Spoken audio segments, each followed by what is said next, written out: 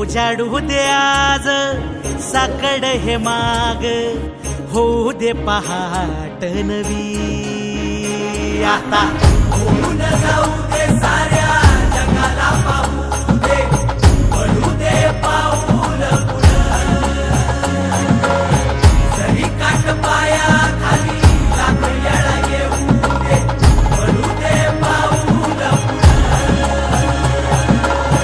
मोठी लढाई र लढू मातीसाठी र गड्या, मनगटाचं जोर लावून. दाटला जरी अंधार एकजूट होऊ आज, दिवा देऊ तेज दावर.